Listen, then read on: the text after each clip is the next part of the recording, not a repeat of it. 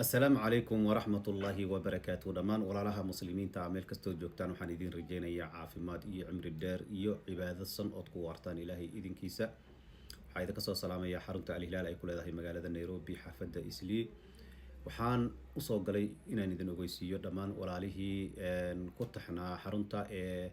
إيدو أي صوغ الشيء مركز فصح قاتي إن حرمت ديب لسوغو سو لابتي شقدين أي سيدادي أسي سعوته ayaan ogeysiinayaa maadaama qof aanan loo update karin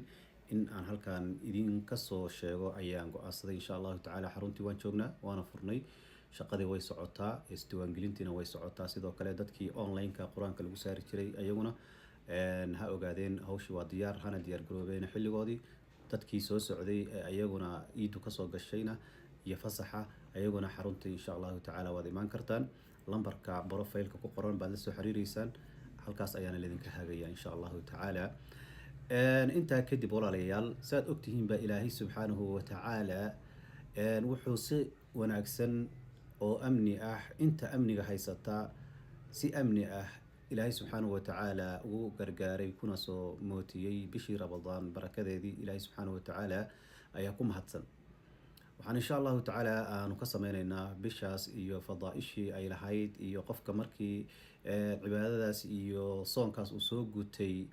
isbedelka qofka ku imaan karo nooca uu yahay iyo calaamadaha qofka uu isku arkayo insha Allah ta'ala ayaan ka soo sameeynaa kalibiyo dhowr ah waxa kale sidoo kale insha Allah ta'ala aan barnaamijyo ka sameyn doonaa wixii bisha Ramadaan dhacdooyinkii dhacay inta badan social media ka socday ayaguna qofkii ka hadlay iyo intii ka aamustay iyo xaalka sidoo ahaana insha Allah ta'ala bal shariicadeena islaamka iyo sida ay waxa soo dhan ay u qaadan dhigayso ayaanu insha Allah ta'ala iyaduna idin soo wadaagi doona haduu Ilaahay subhanahu wa ta'ala ka raali noqdo marka isku soo noqod wanaagsan soo dhawaada meel kasto joogtaan Ilaahay idinkiisa xarunta al-Hilaal waxay idin leedahay